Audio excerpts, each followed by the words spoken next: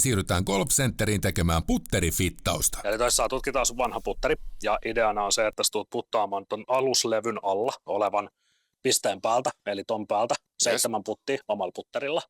Kohdereikä on tää reikä täällä, mutta ajattele se sillä tavalla, että toissa on suora putti ja pallo menee mihin se menee. Joo. Jos sä vedät ekan ohi vasemmalta, älä tähtää oikealle, eli tähtää niin suoraan, kun sä vaan itse näkisit tossa suoraan. Ja mä käyn ottaa pois asiaa lyhyeksi, niin jos menee pitkäksi, silläkään ei mitään merkitystä. Mutta se, että keskityt vaan hyvin normaaleihin putteihin. Se on vaikeaa. 7 palloa tuli on vapaa. No niin, lähdetään tykittää. Siihen päälle. Tästä 7 puttia ensin omalla putterilla ja kone tekee analyysin siitä, että minkälainen meikäläisen putti on ja tarvitaanko siihen mahdollisesti jotain muutoksia tai uutta mailaa. 7 nopeaa puttia ja aika hyvällä prosentilla itse asiassa uppoaa. Katsotaan mikä on lopputulos. Ja 1 vielä.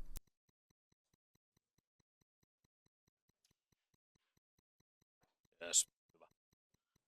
Eli alkuun katsotaan 2 asiaa. Ja tämä on yleensä se ensimmäinen asia, mikä kiinnostaa tosi paljon ihmisiä. Eli puhutaan siitä, että mennäänkö niin sanotulla bladiputterilla vai sitten mennäänkö tuollaisella mallettiputterilla, eli tuollaisella vähän isommalla. Ja 2 asiaa, mitä se määrittää, niin ensimmäinen on arc of path, eli tarkoittaa, että miten sun putteri liikkuu. Mennäänkö suorana vai mennäänkö pienellä kaarella. Joo. Toinen asia, mikä ottaa mukaan sen määrityksen, on se, että minkälainen sulla on rotaatio, eli tarkoittaa, että lyöntipinta, niin miten paljon se puttiliikkeen aikana sulkeutuu kohti osumaan. Joo. Sulla on tilanne hyvä, eli hyvin pieni kaari. Vähän tuommoista vaihtelevuutta tuolla on aavistuksen verran, eli se, että putteri lähtee vähän ehkä niin kuin erilaisiin asentoihin. Ei lähde välttämättä aina ihan samaa reittiä takaisin, mutta pieni kaari. Joo.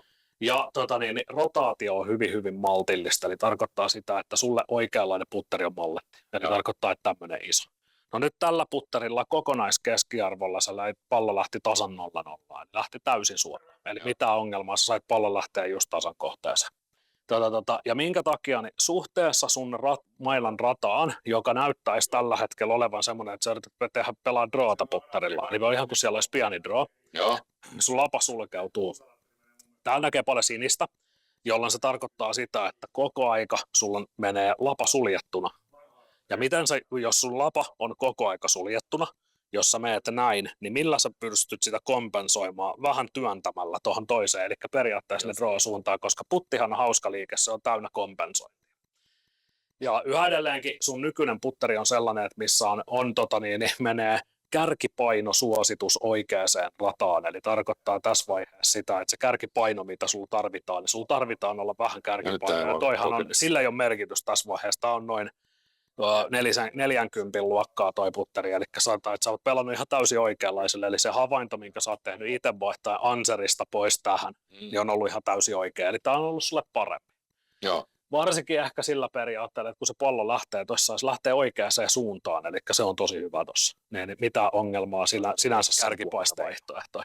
Kärkipainokonsepti, eli mitä se käytännössä tarkoittaa, niin kärkipainolla tarkoitetaan sitä, että meillä on olemassa puttereita, jotka on sellaisia mekaanisia suoraan puttaavan pelaajan puttereita. Eli tarkoittaa se, että kun siellä ei hirveästi lapa sulkeudu, tai me tarvittaisiin sellainen putteri ihmiselle, missä me tarvitaan saada lapa suoraksi, koska se jää auki aina osumahetkellä. Niin periaateidea on se, että kun mä lähden työntää tätä putteria tästä eteenpäin, niin se menee täysin suoraan. Eli siellä ei tapahdu yhtään mitään.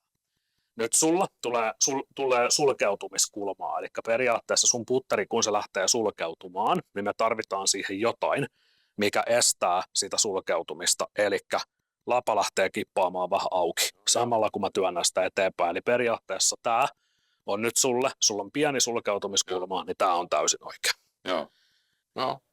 Sitten toi sun asento, niin oli itse asiassa siihen mulla on semmoinen niin kuin oma näkemys. Toi esimerkiksi mä sanoin siitä, että en mä nyt näkisi välttämättä tuohon sun otteeseen, että huonompana, että ei sen tarvitsisi olla noin pitkä, eli se voisi olla lyhyempikin. Niin kun, mikä yleensä aina kertoo sen kaikista tärkeimmän, putterissa, että jos pallo ei oikein rulli, eli tarkoittaa sitä, että katsotaan loftia. Normaalisti sulla on hyvä puoli on se, että sulla on V-loft-osuma hetkellä, eli tarkoittaa sitä, että siellä on 1,6 astetta niin kun otetaan niin sanotusti pois nostokulmaa, eli kädet on vähän edellä putissa.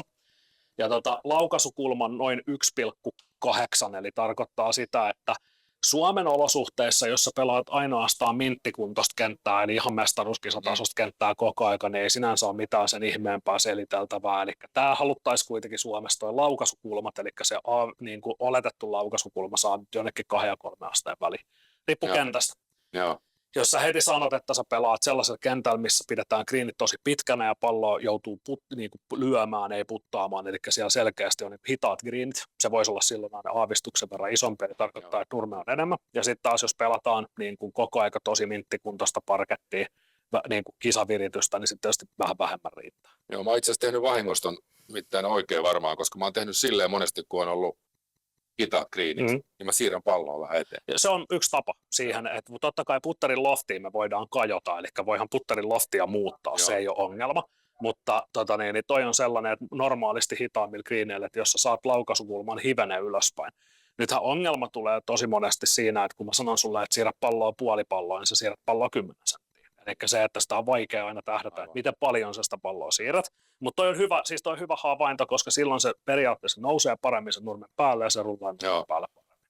Sitten tuolla osumat on tosi hyvät, eli tarkoittaa sitä, että siellä ollaan, siellä on ehkä yksi vähän hutiputti ollut. Se oli se viimeinen. Rotation tarkoittaa sitä, että miten paljon sulla on rotaatiota suhteessa maailman parhaaseen puttaajaan. Se ei vielä tee sitä, täällä nähdään sellainen ongelma, eli face at impact, sä tuut todella suoraan palloon, eli tässä ei ole mitään hätää. Pallo käytännössä lähtee koko aika sinne suuntaan, mihin pitääkin. Sitten toi path at impact, eli mihin sä olet menossa osumahetkellä, niin siellä on 7 putin välillä tosi iso vaihteluväli. Okay. Ja nyt esimerkki kyseisestä, että voiko olla kiinni siitä, että esimerkiksi mun mielestä kun tuota putteria liikuttaa, niin vähän se varsi elää, kun se on niin pitkä. Eli siellä tulee semmoista pientä painoa, että tekeekö toi siitä vaikeamman. Mä en tiedä huomaat sä ton, mutta sehän on nyt vähän tuntuu tämmöiseltä vähän löysältä salibändimailalta käytännössä, eli kun siellä on tommoinen pieni elo.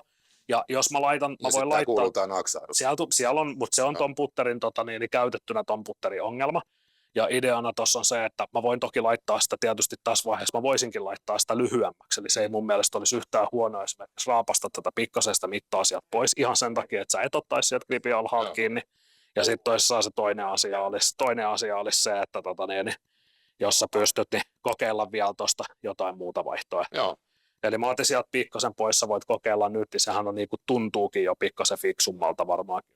Mä en ottanut edes täyttä tuumaa sieltä sitä pois. Okei, siinä on 3 putteria sulle. Ja nyt sun ajatuksena, että me testaillaan niitä läpi. Joo. Saat jotain mieltä niistä ja sen jälkeen me katsotaan, että saadaanko ne sitä paremmaksi. Joo. Toi tuntuu itse asiassa nyt paremmalta, kun sä lyhäsit sitä. Ja sitten testataan 3 eri putteria. Vähän eri painoisia, vähän erilaisia lapoja ja niin edelleen. No, joka tapauksessa testin jälkeen tullaan siihen tulokseen, että ei se minun putterin valinta ole ollut yhtään huonompi, joten putteri pysyy siinä, mikä se itse asiassa on ollutkin. Selvä. Eli tää toimii ihan yhtä hyvin. Mutta mä pitäisin lyhyempänä. Se olisi nyt se juttu, eli pidä sitä hivenen lyhyempänä, eli päästä vähän paremmin pois. Voisi ehkä jopa vielä vähän. Ei tosta, se on jo tuuma, se on 2,5, se on aika paljon. Nyt mä otin sen puolikkaan siihen vielä lisää, eli se on tasa 3,5, niin toi todennäköisesti tuntuu käteenkin heti jotenkin jämäkä. Totta kai, koska se varsi ei ole niin pitkä, ja se esimerkiksi saattaisi vähän mun mielestä rauhoittaa sitä sun taaksevientiä, eli se taaksevienti ei tulisi ihan niin villiksi, koska sä pääst vähän paremmin pallon päälle, ja sitten se, että se pallo lähtisi kuitenkin lähtee samoille suunnille, mutta se, että siellä ei tule sitä jousto-ominaisuutta. Kyllä tämä tuntuu. Onko sulla se säätöavain tuohon jälkeen? On, eli on se kokeile, tallessa. anna hetki aikaa tolla, että miten se toimii lyhyempänä.